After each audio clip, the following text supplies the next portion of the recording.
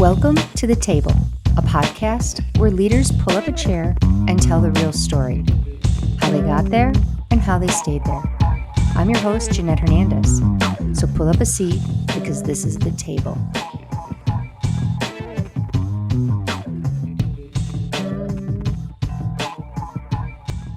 Steve, thank you so much for joining us today at The Table. I'm really looking forward to our conversation. Great. Thank you for having me. So we had a chance encounter as we talk about getting to different tables. You never know who you're going to meet that can help you to your next one.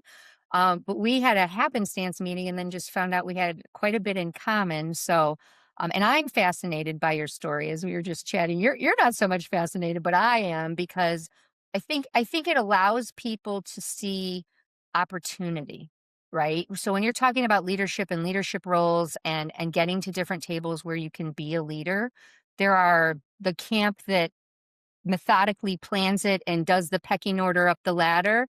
And then there are other people where opportunity just came upon them and they actually took the opportunity, which I think happens more than not, but we don't always, pay attention to that missed opportunity, right? So if you wouldn't mind, if you just kind of give us, how did you get here from being a meteorologist? Yeah, I've told this story a few times, well, actually more than a few times, but folks are fascinated to know, one, that I'm a meteorologist, and two, that I actually started my career in television. So when I initially was going to school for this at Florida State for undergrad, I have a meteorology background. That's my undergrad degree. My intention was to have a career in broadcast TV. And, I started doing this when I was still at Florida State. I was doing like the local PBS news thing that they had, WFSU. Um, and then I was starting to intern at a station in Tampa, Florida, actually, which is where I went to high school. My family are still there. And I interned during the summer for the 2004 hurricane season, and which was, if you're not familiar with your hurricane season, 2004 was a particularly active one Yep. in the state of Florida, especially in the Tampa area.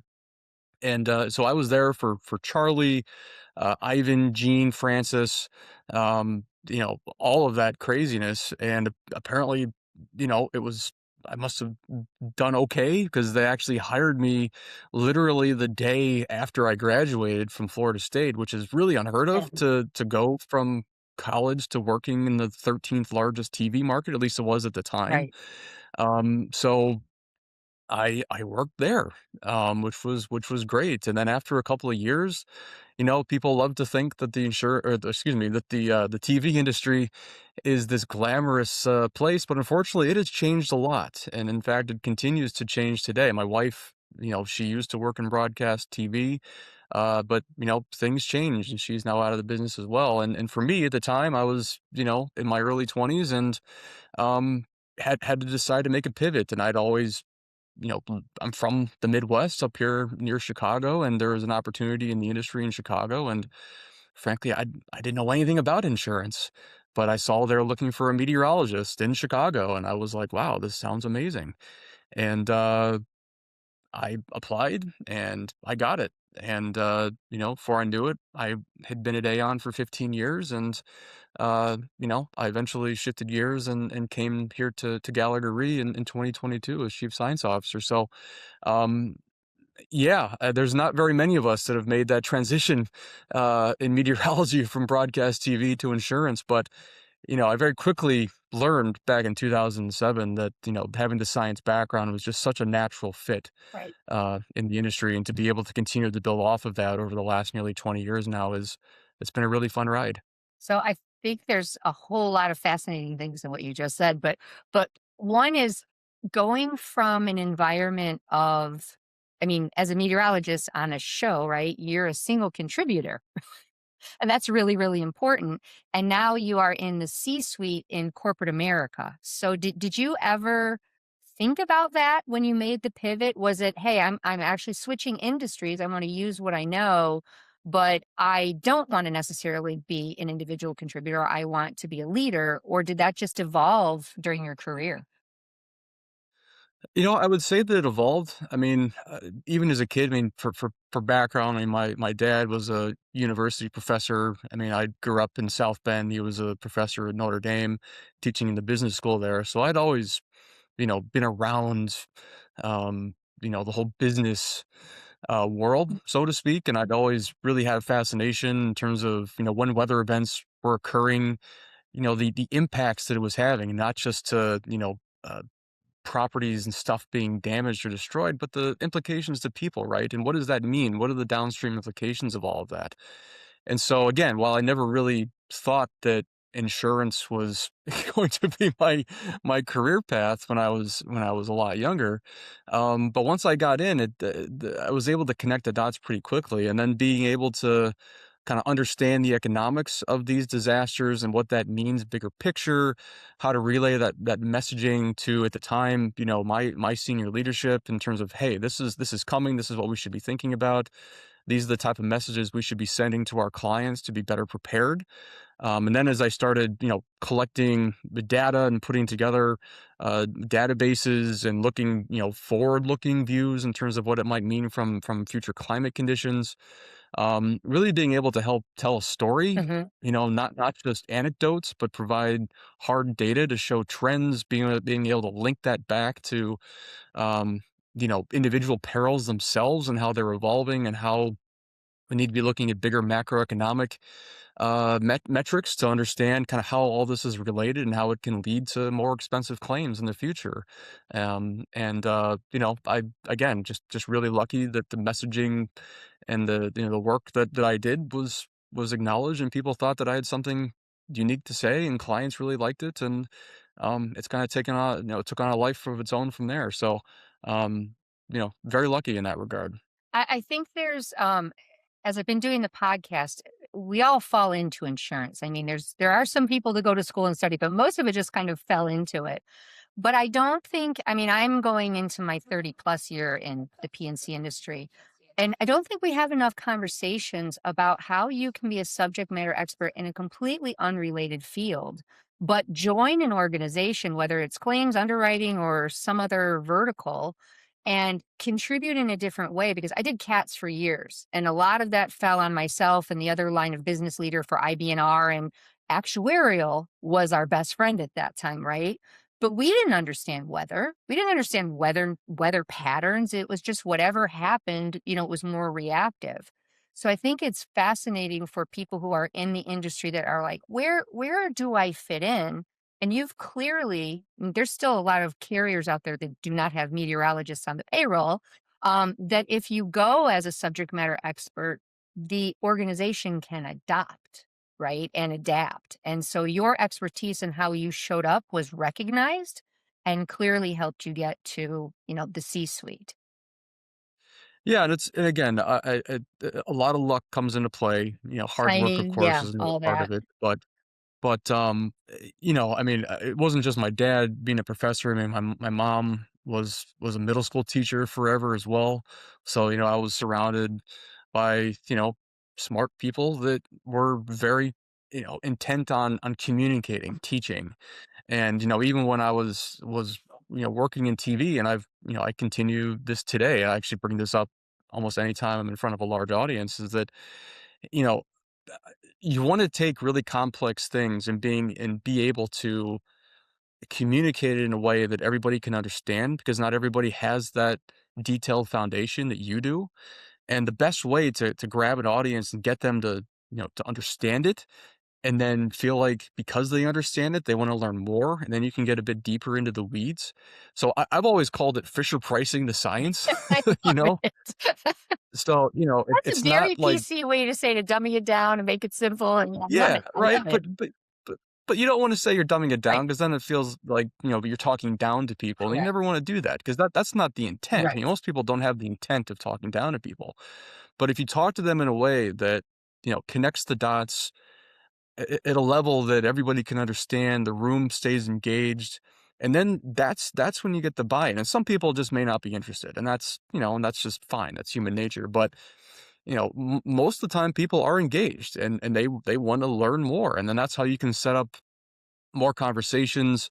on the side, and if it's not a client yet, if it's a prospect, but they like what you have to say, and they say, "Hey, we want to learn more about what you know, more about what your team is doing, more about what your company is doing," and frankly, we've had a lot of success, here at Gallagher, with that, where we go out and do this type of advisory, and I like to say it's bait, right? You throw the advisory bait on out there, and once they take it, they wanna learn more, they wanna see, more under the hood of what we're doing, and it ends up working well. So, I do think we underplay the importance of communicating and how we communicate, and I've advocated a lot, at least with, the federal government and agencies like NOAA, for instance, where, they really need to be hiring more like social scientists to come in and figure out what's the best way to actually message watches, warnings, or just, more broad awareness of what's a safe place to live and what isn't a safe place to live. Like we need to be communicating this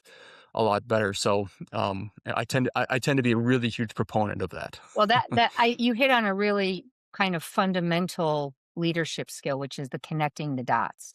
And especially in your space, some of the information may go over, the average person's head, outside of storm or rain or hail.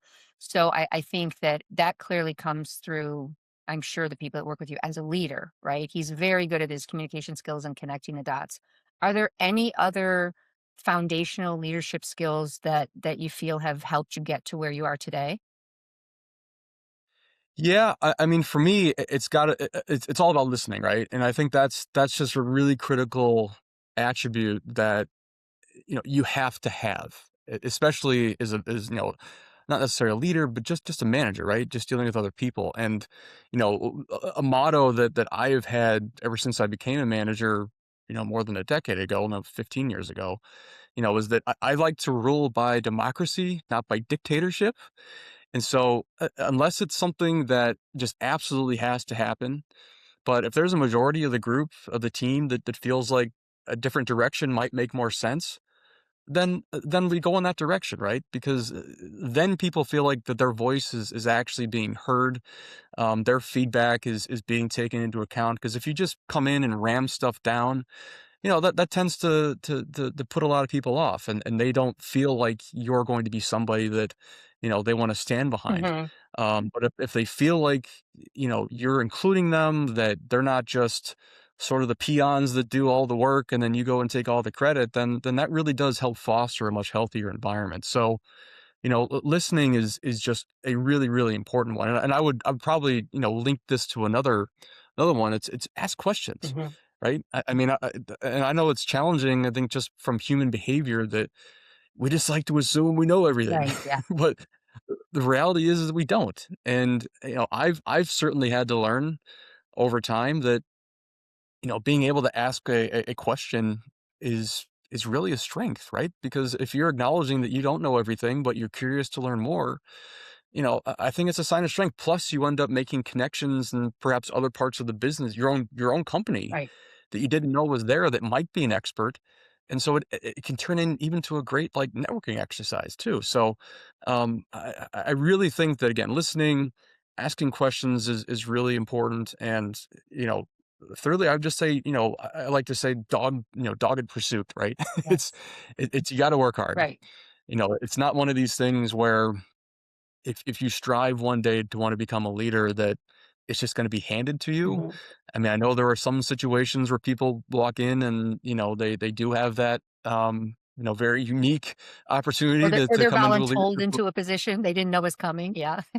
Yeah, exactly. But for the most of us, the majority of us, you really do have to work hard and you have to pay your dues. And, I could tell a lot of, I would say, horror stories about how much, I worked in the early part of my career, and it just to get where I am today. And I'm not saying that's particularly healthy. I would say, I'm much more of a workaholic than maybe other people, and finding that work life balance is something I'm always striving to achieve. Mhm.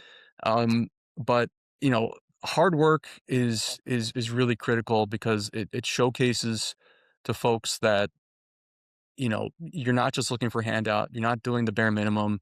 People will recognize that, And frankly, if you are seeking to become a leader or a manager, you know, it's really important, I think, for people to see that you are willing to get your hands dirty, Yes. because I certainly have seen in my career a lot of, you know, a lot of folks that once they achieve a certain level, they think, okay, I can just kind of sit back. I'm high enough now. I don't have to get my hands dirty and get in the weeds and do the hard work. That's why I have a team, and the team will do the work. They'll give it to me, and I'll go do the presentation, and then they make me look good. Yeah. But that's how you really foster a really negative environment, a Right. really team environment with a lot of resentfulness. So, I may not have as much time as I used to get my hands dirty in the data and play in my Excel spreadsheets or Tableau, programs that I love. But I do think that the teams do appreciate, seeing leaders really get down and dirty, um, when time allows, because it shows that, you're not just viewing them as, the help, so to Right. speak, and that's You're that's just a engaged. horrible way that people feel. Yeah. So And those are the 3 things I would say. I think you bring up a great, right? Leaders are lifelong learners. And so while you may get to a point in your career where you don't need the kind of technical, that curiosity and the listening that you talk about in other people, that's the leadership, right? If you don't understand your people, you can't influence them. And then how are they going to follow anything that you're proposing? But do you are you poignant about the curiosity? So is it really you just being inquisitive in every situation, or when there's something new that comes up, do you lead with that for your team? Okay, tell me what you know, so that you then can make decisions or guide them. Yeah, I mean, I think it's a little bit of both, right? I mean, I will say that in my current situation, I have a very unique team that they all have different skill sets, and frankly, I love that. I really like that everybody has their own niche that is really critical to our a bit, our day to day and how we're delivering internally and for our clients. But I do think that I always have felt like it's best to be around people that you respect and people, frankly, that you feel like are smarter than you. I Right. mean, it's very humbling to go into some meetings or go to some conferences and you talk to people or you're listening to someone speak and you're just blown away by the intellect, the different viewpoint, how they're communicating. Frankly, for me, it's a way of trying to stay humble and recognizing that there are just a lot of people out there that are way better experts in things than I am, and those are the types of people that I gravitate towards, Mhm. frankly, because I always have that, again, going back to the dogged pursuit, one of the attributes that I mentioned before, but there's just always that natural curiosity to want to learn more, being able to feel like you have a better handle on things and having a broad worldview because uh, everything we do in our industry in particular, it just feels like our fingerprints are expanding by the day and into new sectors. I mean, just talking about weather and climate events in particular, I mean, it's fascinating now to see how events that happen in one part of the world, it can have this butterfly effect on the other side of the world, even though there was not any physical damage, but it's now affecting and it's leading to a claim or it's leading to some type of disruption that our industry is having to respond to. So, just learning about all that and watching the geopolitics that are happening and how all of this stuff is all linked together. I love being an information and data sponge. Mhm. Yeah. And I think that a combination of technology and the ease of getting information, but like you're saying, events. I've seen over primarily the last probably 10 years in the insurance, and it's much more global now. We used to say the US was very different than Europe, very different from Asia. We're all dealing with similar issues. And like you said, some of the geopolitical, it absolutely impacts everyone, regardless of where you live. And I think that curiosity could be anyone in our industry. So if you're in claims where you used to have your partners that perhaps understood some of this, like we talk a lot about technology, chief claims officers have to be IT people, they have to be meteorologists, they have to there's so much that they need to know because it's changing not just the way we handle the claims, but the expectations of what our customers have because they're saying, "Well, why are they doing it this way in London and you're not doing it that way in Chicago?" And so they're getting smarter as to information that we should know or share. Yeah, and I think the other exciting thing that has really been evident in the last decade or more is we are seeing this integration of private sector with, say, academia, with the public sector. Like it's like the Venn diagram has slowly, finally kind of come together, and we're all realizing that we need one another, right? Correct. And I Yeah. think we're talking about, you know, I'll say in my wheelhouse, talking about, say, weather or climate risk. But there's this assumption that the insurance industry solely by itself can solve this whole insurability crisis, right, Right. that we're talking about. But that's just not how the world works. I mean, we have to talk to state, federal, local officials. We need to talk to the construction industry. We got to talk to the real estate industry. We got to talk to the banks and lenders. We got to talk to, the emergency managers. We got to talk to, all these different groups, because at the end of the day, all of this is linked together. And so the fact that we're having more of these direct engagements and conversations is really important. And frankly, taking a step back further, I mean, on a global level outside of the U.S., I mean, we are. I mean, I collective we within Gallagher RE. I mean, we're very active in working with international agencies Mhm. and say like the World Bank or the UN or the IMF to provide either capital funding or setting up parametric schemes in areas where there just isn't a lot of insurance take up at all. Right. And for these countries, any money is a lifeline to either do pre-mitigation or adaptation, or unfortunately, in most cases, it tends to be post-disaster relief. But coming up with these types of solutions just would not happen if we didn't have that close working relationships on the public-private sector level. Did you find, insurance always says we're data driven. That's really it's really probably a, 10 to 15-year statement versus 30 years ago, right? But you bring such a different perspective and frankly, different data points. So when you're dealing with, say, underwriting or claims, who look at something sometimes very myopically because it's what we've measured for years and years and years, did you find any challenges getting people not just to understand the data that you're bringing in, but embracing it? Because data is right now driving everything to what you just said.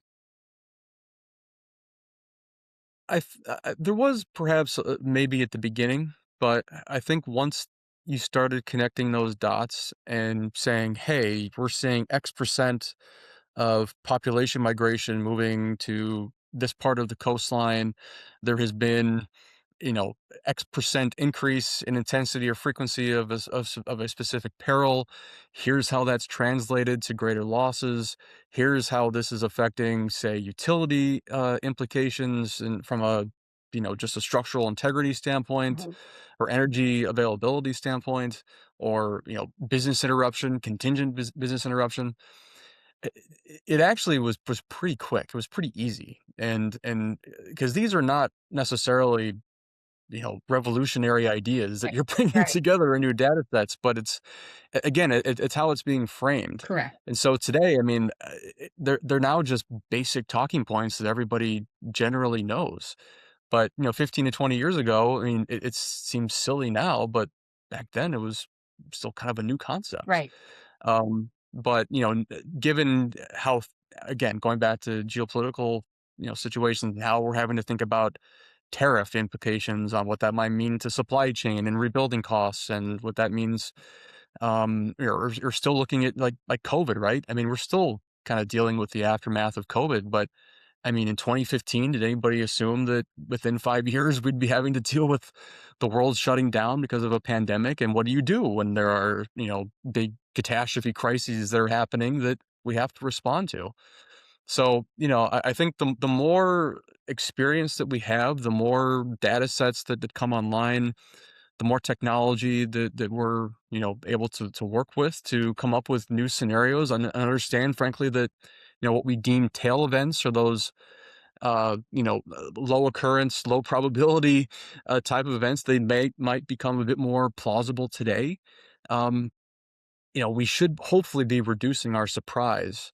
And, and granted, I will say that more data does not necessarily mean that that's going to guarantee better results, because that's a conversation for a different day about AI and how how AI systems are actually being trained. Because not all data is good. Right. Some data is bad and it's not helpful. But there is no question that we have a better understanding of what risk looks like today than ever before. Mhm. Um, it is still really exciting to me to think what we're going to be able to do even 10 years from now. And what I'm excited about is not only have I met you in the past year, I was at another conference where they had an economist speak. And they were speaking to claims people, and they were talking about geopolitical effects and how do tariffs hit auto and property claims, and what should they be keeping their eye open for. To now we're very reactive because we had multiple legacy systems. We didn't have mature data. To your point, we had a lot of bad data. So I think it's exciting that the industry as a whole is they're finally bringing in subject matter experts and incorporating that as kind of a common business place where I can tell you 15 years ago, if someone would have said, I'm a meteorologist, I'd be like, did you stop doing that? Or like, what are you an underwriter now? Right. We weren't very good at bringing people outside of, I would just say, the industry in and using that as a tool, not just for our customers, but to run our organizations better. So that gives me hope that we're being more open minded as to the type of information, because I think you hit it right on the head is if we're not paying attention, not just to our competitors, but what's going on globally, we're really missing an opportunity for our organization. So you incorporating that and translating and having the skills, I think it speaks a lot to you and to you as a leader, because I'm sure there's some people that look and say, what are you talking about? We've measured this the same way. This is not even going to affect us. And influencing those people to have a different thought process is how we collectively become better. I mean, at the end of the day, it's all about how are we addressing uncertainty. I Mhm. mean, there really is never any certainty beyond we know there's going to be an event, right? Right. But it's how do we prepare for it? And when we're talking about modeling, I mean, I always tell people you should never fall in love with a single model. Like you need to go with an ensemble approach. Like you have to be looking at different types of models together and see how, one might be biased in one direction versus the other. So a blend is always going to is going to be a much better decision. Um, but yeah, no, I mean it's exciting. I think more and more people are pretty well convinced at this point. I mean, certainly, within the last 15 years with the rise of analytics and how billions and billions of dollars the companies are investing in data and new platforms, this is just the norm Right. now. Yeah. And I think how companies are going to integrate AI is going to be really fascinating. Again, I still think we need to be mindful of some of the challenges that using AI does bring. Yes. But I would say for now that it's pretty clear that the positives outweigh the negatives. Um, but how companies directly integrate it into the day to day, I think is going to be really interesting. In the spaces that you have worked in, obviously some of them are very different. Is there one leader that you've worked with that either gave you an aha moment or changed your trajectory of your view of leadership? Just anything memorable, because most people have some point in their career that's, hey, this is probably the pinnacle of where where I was going, and I just didn't know it at the time. Yeah, I mean, I'll give you a story. It actually goes back to my, within the first 2 years or first year I was working in TV. So I was 23 years old, um, and there was a situation where, a package had come up and or how we were going to be talking about a particular story, and I shot my mouth off. Like I said it to the news director, and the chief meteorologist got involved, and they put me in my place pretty quickly, and you know I very quickly realized that to survive in a professional environment, you have to learn when to pick your battles, right? And when I left for the day, man, I was embarrassed, but I also realized that, it didn't warrant that category 5 level Exactly. intensity kind of response, right? Um, so, I think that that was a really important lesson that I think about almost every day, right? Because everyone's human. We have situations where that email comes in and you're just like, "Oh, man, like, this is like, why? Why are we doing this?" But, it really was very helpful to think about, how do you separate an emotional response from a more rational response? Yes. And being able to, to be clear-eyed and view the big picture, um, that was a really valuable lesson to learn at such an early start of my career, and frankly, when I look back at that situation and other situations that I've had in the, 20 plus years since that day, it's you have to think about this stuff almost like a chess match, right? Mhm. If you make this one move, how does that affect what you know is going to come down the line, 3, 4, 5 steps ahead? And so, you know, again, being able to take a step back and sometimes make that difficult decision of knowing where you need to go. There might be some short-term frustration and pain, but you know that directionally it's going to be critical to get where you need to go. Um, that's really important, and I think that the more we realize that sometimes people make decisions that you don't agree with, but if you just ask them, kind of, where are we going with this? Right. As long as they can give you a realistic, map, guidebook in terms of why they made that decision and how it links into something that's going to come down the line, I think most people tend to appreciate that. You just gave a beautiful example of emotional intelligence and probably one of the greatest gifts you could have had in your early in your career because we tend to be bullish, right? And we want to die on every hill. And you quickly realize in your career you cannot do that. But but more as you progress through your career, that also breaks trust, right? So if you're staying in an organization and someone's like, every single thing that he doesn't like, he's, questioning it, challenging it, which you can do in a certain way that's healthy, but you just can't do it every single time. So I that's an excellent lesson. Yeah, being the the in-house contrarian does not often earn you a lot of friends. Exactly. But that's an interesting thing, an interesting comparison because C-suite has its I mean, you've got a big gap from that situation to being C-suite. And that's a whole different table, right? There you very rarely, depending on the size of the organization, may have really deep relationships with your other C-suite partners, and the stakes are higher. So how have you adjusted, not confronting in the way you might have done when you were 23, but still knowing when to push and pull, because I think that's a skill that no one talks about once you hit in C-suite. You just have to read the room and really learn how to participate. Yeah, I don't know if there's, an absolute answer to that because every situation can end up being pretty different, right? I mean, you can go into some meetings where you really feel good, that you've got a really good chance of landing a certain deal.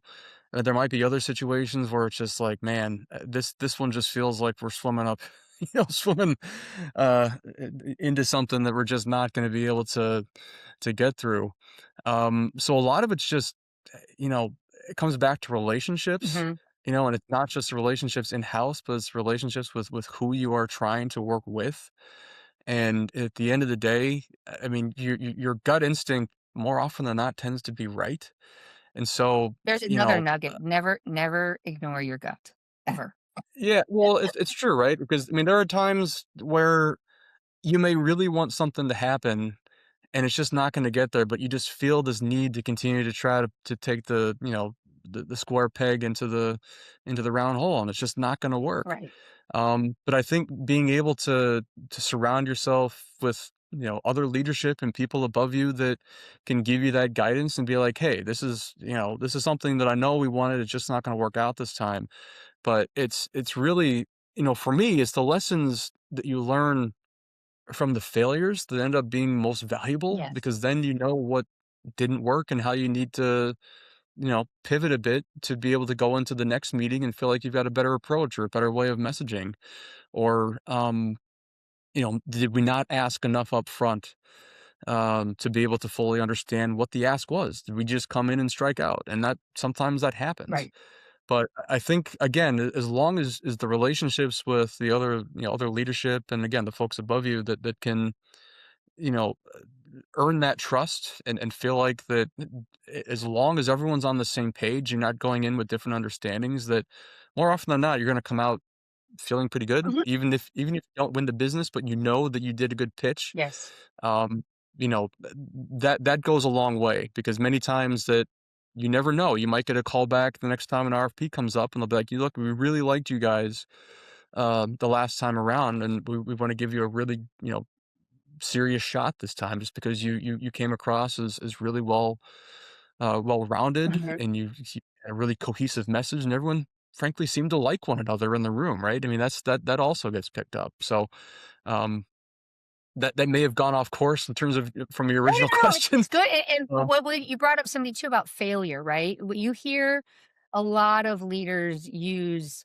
I'll just say it, the leadership dictionary, so there's these things that, like, fail fast, and well, people all wanna do that unless you don't create a safe environment for them. So if there's ramifications to failing, and you have a leader that, if we don't execute, we're all going to pay for it, versus a leader that says, you know what, I don't necessarily agree with it, but maybe I'm missing something, and I'm willing to let you run with it even if you fail, because we're going to learn. I think that's an exceptional leader that cultivates innovation, but it also buys to that trust that you were talking about earlier. It's like they have my back even when I fail. I mean, it can't be something, that will shift the trajectory of the company, but when it's safe, and of you course. and you know the safe places where if they fail, they're going to learn and be better people, will be a better team. Have you always looked at it from that perspective, or was the failure and failing fast more in your personal area? Um, it's a little bit of both. I mean, I will, I'll say this because my 6-year-old daughter, she's a big Michael Jordan fan, Uh, which is kind of cool Great because taste.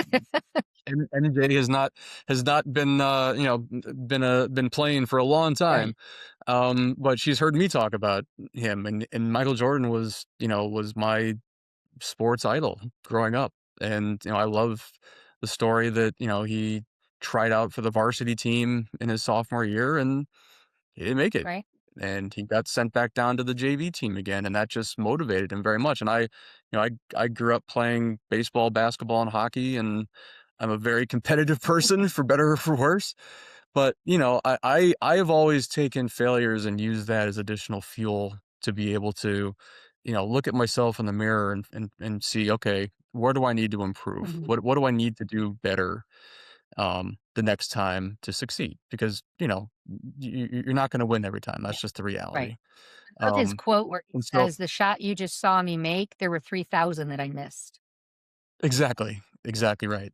So I mean, you're a I Chicago am. person, so obviously you love that. You love the Bulls reference.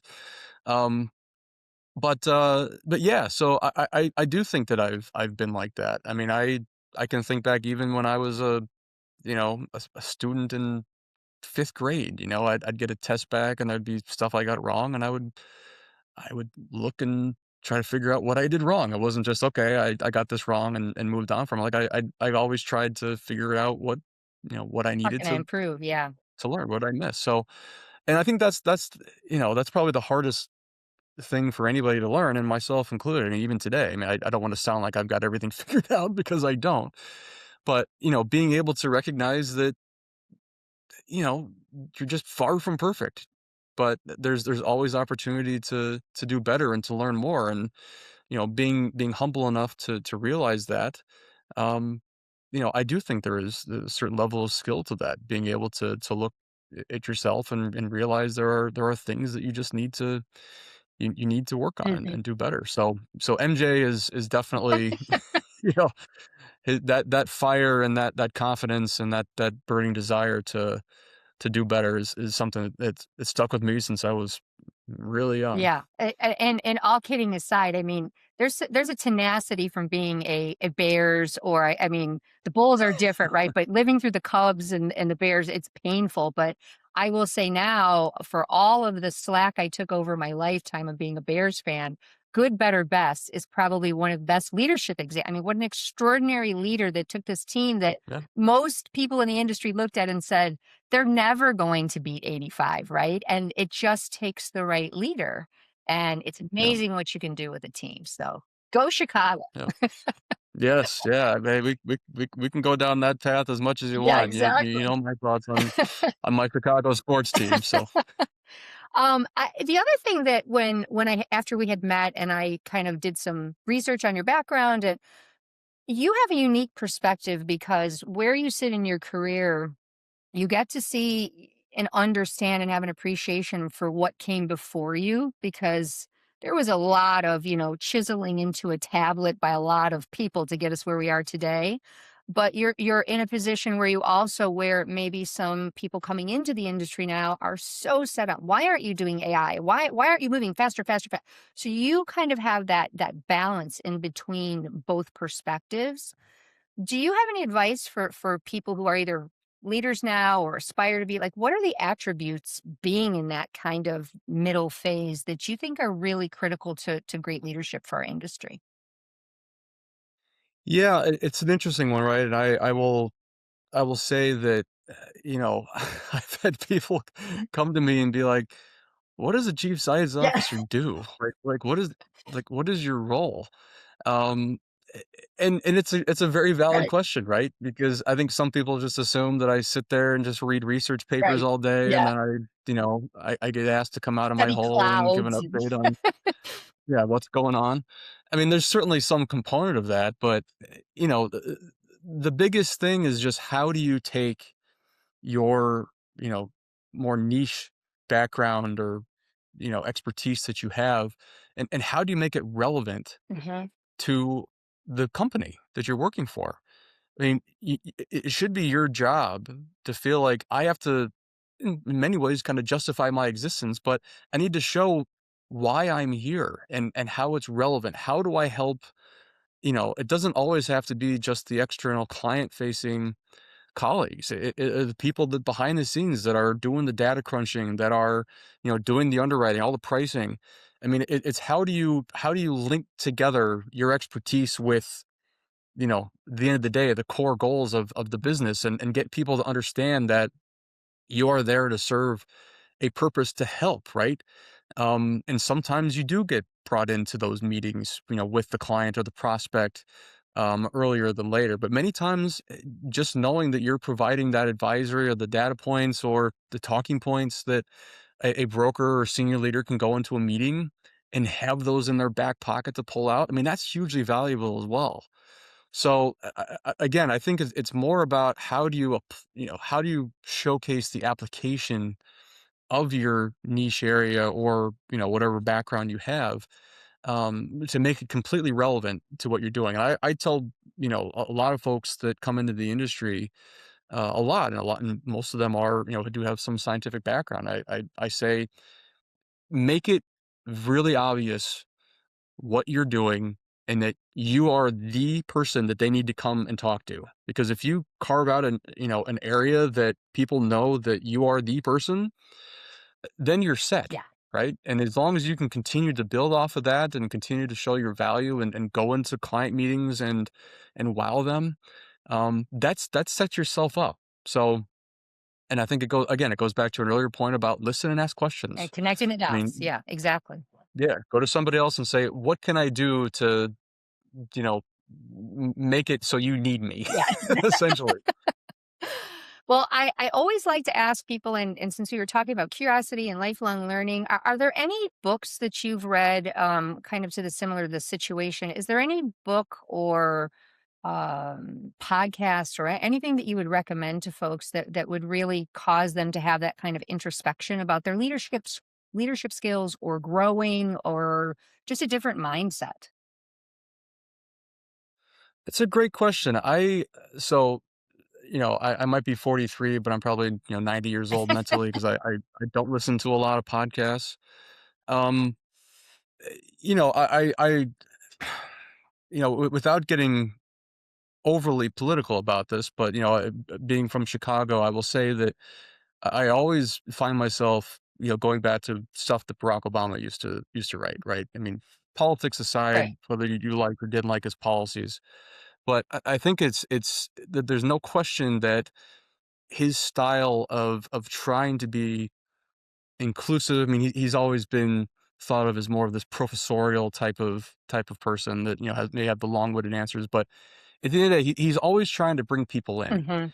He's trying to expand the tent and make people feel like that they have a place to belong. So, have reread his first part of his post presidential memoir that he put out right a couple years after he left office, and just reading about how he connected with his staff, going into diplomatic discussions, and sometimes he would just tell his staff that they were wrong, and he just disagreed.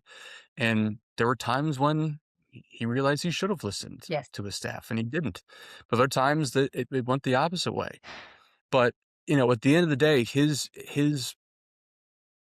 motto is really about trying to bring people together, make people feel like a sense of belonging and community. Because at the end of the day, we're all human beings, right? Yes. We're all trying to do the best that we can. Mhm. And some people are put in positions where they're able to succeed more than others. But it's how you treat people, it's how you view people, that nobody's perfect. We're always just trying to do our best every day.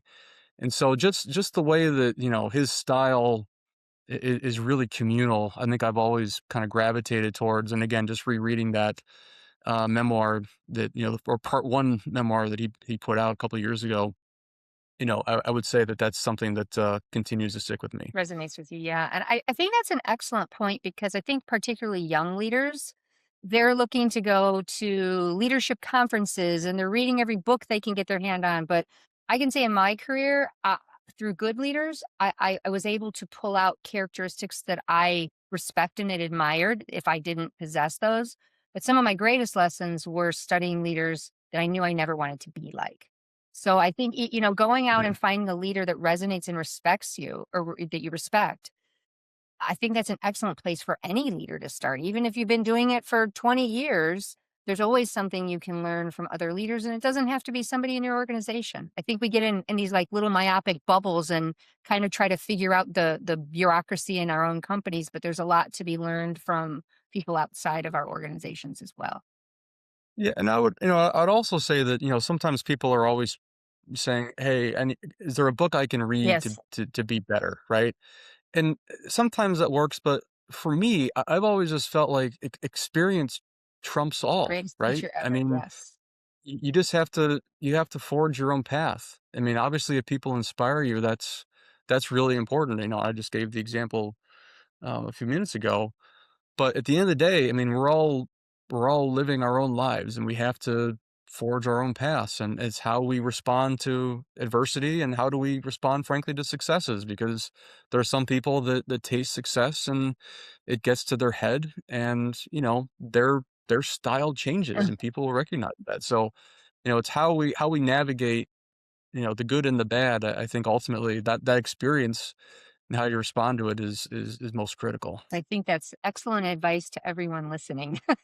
Well, thank you so much for your time. I really enjoyed it, and I might have you come in for a part two. I love it. Wonderful. Well, take care. Thanks again, Steve. Thanks for listening to The Table. If you like this episode, please follow us and subscribe so that others can find us. Until next time, go out and find a seat at your table.